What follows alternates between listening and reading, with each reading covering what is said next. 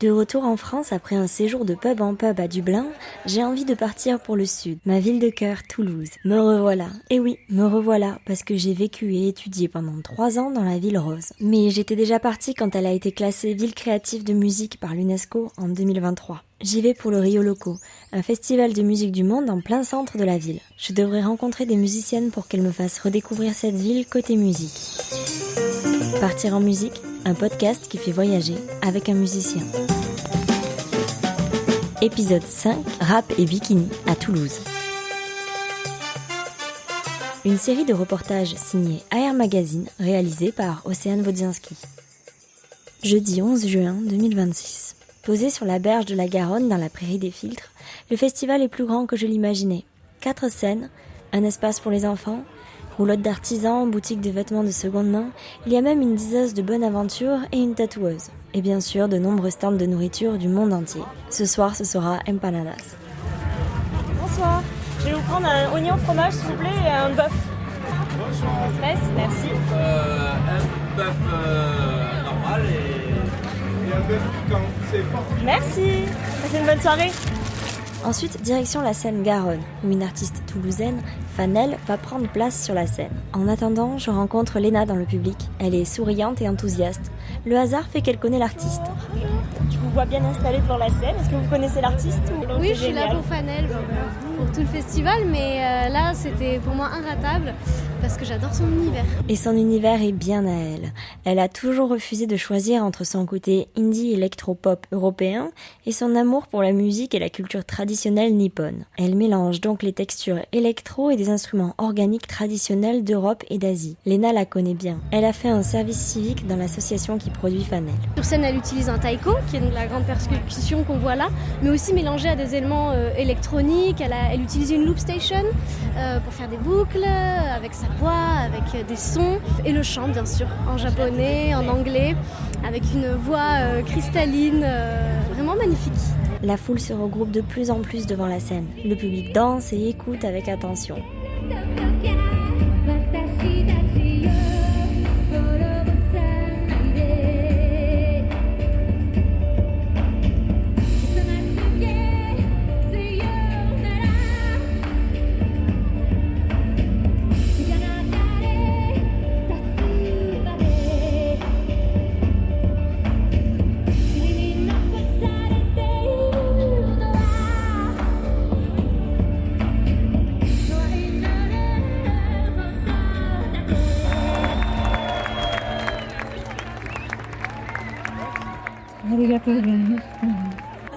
Merci beaucoup pour votre présence, j'étais ravie de voir tous ces visages. Une fois le concert terminé, sous un tonnerre d'applaudissements, je reprends ma conversation avec Léna. J'espère pouvoir rencontrer Fanel et ça tombe bien, elle connaît sa manageuse. Il y a aussi sa manageuse, on va dire, ou productrice, c'est Justine, qui là, je sais pas si ça peut t'intéresser. Salut. Je suis avec Océane, qui travaille pour AR. Oui, j'ai eu le message. Quelques instants plus tard, je me retrouve en loge avec Fanel pour lui poser quelques questions. Sans comment après ce petit set Bien, ouais, dynamisé forcément, ça s'est hyper bien passé, le public était là, donc je me sens bien. Maintenant, j'ai envie d'aller écouter les copains. Pas question de lui prendre tout son temps. Il faut qu'elle profite du festival autant que moi. Alors je vais droit au but. Je veux savoir où aller écouter un live à Toulouse, son endroit préféré. Après, la salle incontournable à Toulouse, alors c'est pas dans Toulouse même, mais on peut dire que c'est une salle toulousaine, c'est le Bikini. C'est vrai que le Métronome depuis quelques années propose aussi de très très beaux concerts et j'y ai aussi passé pas mal de temps, fait des résidences et c'est une salle qui est super agréable. Il y avait aussi des petites choses plus underground, mais malheureusement elles ont fermé. Ouais. Et c'est un peu la tristesse à Toulouse depuis quelques années, c'est que les salles, les scènes du centre-ville malheureusement ne survivent pas. Et c'est dommage parce que c'est vraiment ce qui permet aux groupes locaux de rencontrer son public, de tester, avant de monter sur ces plus grandes scènes, quoi. Fanel a quitté Toulouse pour 7 depuis quelques années. Mais d'autres artistes animent la ville. Dans le public, je croise justement quelqu'un qui, elle, y a posé ses valises. Arwen. Elle n'est pas née à Toulouse, mais c'est ici qu'elle a commencé à faire de la musique. Et elle vient presque tous les ans au Rio Loco.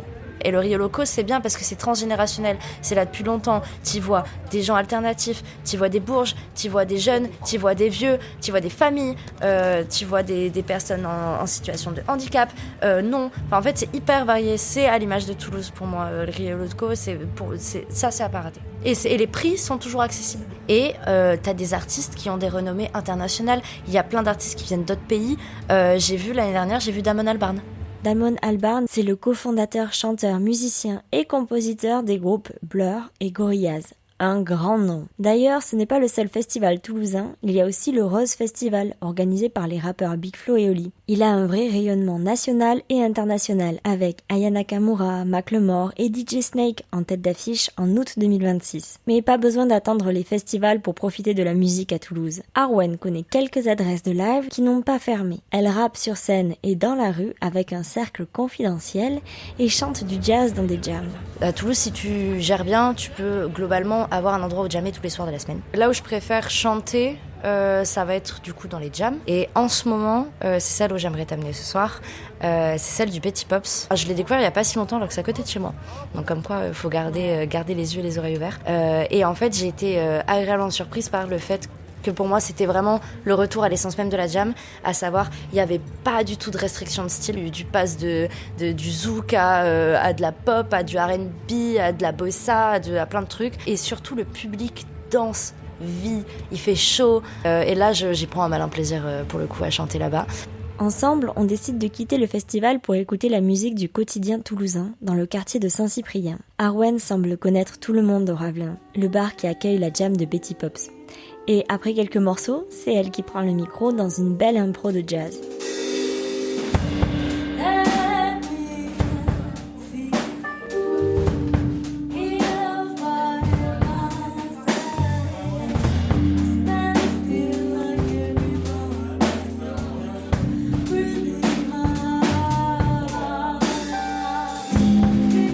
Ce soir, le bar n'est pas bondé. Mais c'est pas étonnant puisque le Rio Loco anime les berges non loin de là. Toulouse, elle est tellement éclectique, mais pas que dans la musique, même dans les gens qui la traversent, qui y vivent, les interactions que tu peux y avoir. T'as tellement de variétés, même juste dans le fait de vivre une journée, il peut t'arriver tellement de trucs différents. Pour moi, ce qui est l'identité musicale de Toulouse, c'est le fait de pas en avoir. C'est aussi pour ça, je pense que je m'y sens bien, c'est parce que j'ai fait la paix artistiquement avec le fait de pas être placée dans une case.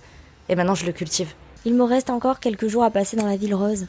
Et Fanel m'a parlé du bikini comme ça l'incontournable. Qu'est-ce que t'en penses toi, Arwen ? Le bikini, c'est forcément à faire. C'est quand même une grande salle et surtout ça a été pendant un moment le meilleur système son de France ou d'Europe, je sais plus. C'est quand même très qualitatif. Vendredi 12 juin, je prends la direction du bikini à Ramonville. Mais il fait beau et chaud, alors pas question de s'enfermer dans une salle quand il est possible de s'installer au bord d'une piscine. Tout l'été, le bikini ouvre ce qu'ils appellent le petit bikini. Une terrasse extérieure avec une piscine, un DJ set et un espace pour jouer à des jeux comme le molki ou la pétanque. Et c'est gratuit. Et des fois, il y a des animations. Moi, ce que j'aime surtout, c'est qu'il y a ce qu'on appelle le loto-techno. Tu prends tes cartons, tu joues au loto sur ta terrasse, les pieds dans l'eau, dans la piscine. Trop cool, trop chouette. Et après, t'as DJ set de techno, quoi. Ce soir, l'ambiance n'est pas à la techno, mais au disco. On s'installe donc au bord de l'eau avec un verre et des tapas. Je n'ai pas le temps d'aller voir toutes les salles de concert. Arwen m'a recommandé un peu moins grand que le bikini, le métronome. Comme Fanel d'ailleurs. Dans une autre ambiance, il y a le bar Bijou ou encore la Halle au Grain pour un concert symphonique. Mais ce qu'elle préfère, c'est la rue, avec son cercle de rap. C'est dans la rue, tous les lundis soirs. Donc elles ont commencé sur les quais de la Dorade, et en fait ça a pris. C'est nos photos, nos vidéos, nos réseaux, rien. L'info, elle tourne bouche à oreille, et on va bientôt avoir nos 4 ans en novembre, là. Et pas mal de gens connaissent. Donc là où je préfère rapper, c'est là, et c'est vraiment l'énergie, c'est de vouloir être dans la bienveillance. Tu viens, tu veux danser, beatboxer, rapper, jouer des instruments, ou juste écouter, c'est ok. C'est de l'autogestion pure et dure. Ce cercle, c'est vraiment une béquille. Tu sais que peu importe ce qui t'arrive dans ta vie, chaque lundi, t'as ça. Il y a des gens pour qui ça leur a sauvé la vie. Il y en a pour qui c'est hyper important. Moi, c'est hyper symbolique parce que je rappais pas avant de rencontrer ce cercle-là. C'est l'origine, c'est un peu mon effet papillon, quoi.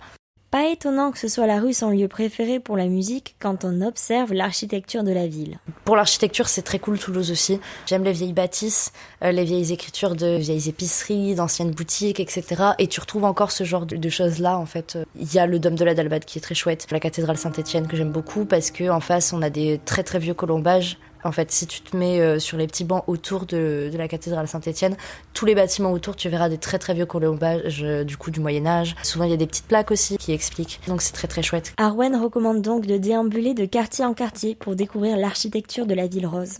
C'est que entre les quartiers, t'as souvent très peu de temps à faire pour changer de quartier.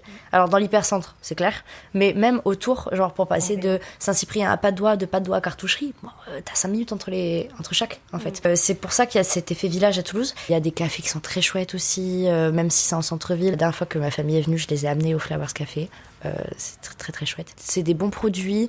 C'est aussi un des rares cafés qui fait du chocolat chaud, du vrai chocolat chaud, c'est-à-dire du chocolat épais fondu.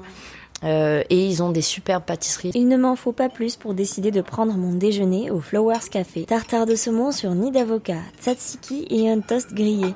Un régal. Et en dessert, un généreux merveilleux au citron. On n'est pas sur de la spécialité toulousaine. Pour ça, il faut plutôt aller au Bistroquet, un restaurant avec des prix de bouillon le midi et des plats à base de saucisses de Toulouse et de canard confit. Le petit plus de la carte, ce sont les plats qui font voyager, comme des tatakis ou du jambon ibérique. Peu importe l'adresse que l'on choisit, après un bon repas, l'idéal est de faire une sieste dans un parc. Et pour ça, on a le choix. Le parc de Compense-Caffarelli avec son jardin japonais, la prairie des filtres que le Rio Loco a investi, ou encore le jardin des plantes, le préféré d'Arwen. J'aime beaucoup le jardin des plantes, qui donne quand même un ressenti assez cocon, on va dire, hors de la ville. Alors que c'est dans la ville, mais en fait, tu te sens quand même vachement assez entouré. Il y a souvent des petits animaux qui traînent, des canards, des trucs et tout. Pas mal d'étendues d'eau. Et en fait, la variété du paysage est cool. La variété des plantes aussi, parce que jardin des plantes. Et il y a des petits ponts qui vont entre jardin des plantes et c'est jardin royal, je crois.